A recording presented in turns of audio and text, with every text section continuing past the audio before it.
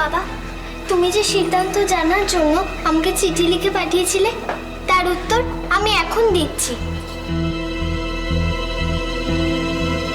আজ ষোড়শী ত্রিপুরা সুন্দরী দেবীর মন্দিরে যাওয়ার সময় মাদের সঙ্গে যা হয়েছিল তা আমি শুনেছি।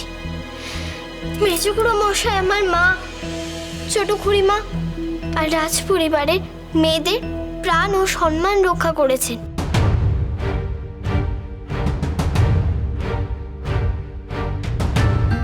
আমি শুনেছি কিভাবে প্রাণের ঝুঁকি নিয়ে রক্তাক্ত হয়ে রাজ পরিবারের মেজখুড়ো মশাই ওনার সব পাপের প্রায়শ্চিত্ত করেছেন।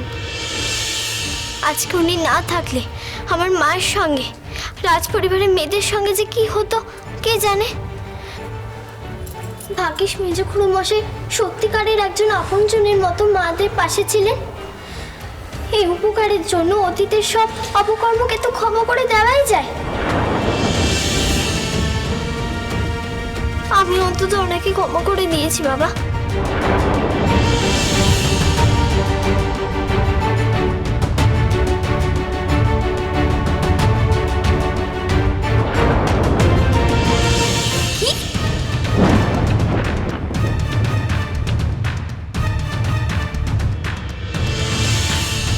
এই ব্যাপারে আমার মতামত হচ্ছে মেজখুড়ো মশাইকে রাজবাড়িতে ফিরিয়ে নেওয়া হোক। এবার থেকে উনি আমাদের সঙ্গেই থাকবেন।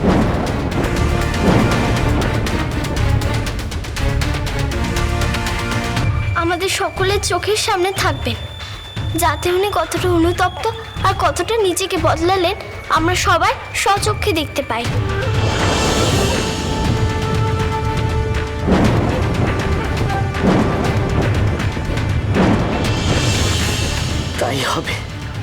তাই হবে রাজকন্যা, তুমি যা চাইবে তাই হবে। জয় জয় রাজকন্যা লীলাবতীর জয়, জয় রাজকন্যা লীলাবতীর জয়, জয় রাজকন্যা লীলাবতীর জয়, জয় রাজকন্যা লীলাবতীর জয়, জয় রাজকন্যা লীলাবতীর জয়। ওগো, খনাটাকে তুমি বলো যে তুমি ধন্য। খনা কি গো মেজো বৌমা? খনা মা বলো। খনা মায়ের এমন অসীম দয়া, তার মান কিন্তু তুই রাখিস কৃপা। হ্যাঁ হ্যাঁ, সেই তো। আমি যে কত ভালো হয়ে গেছি, কত লক্ষ্মী সোনা হয়ে গেছি সেটা প্রমাণ করতে হবে না রাজকন্যাকে?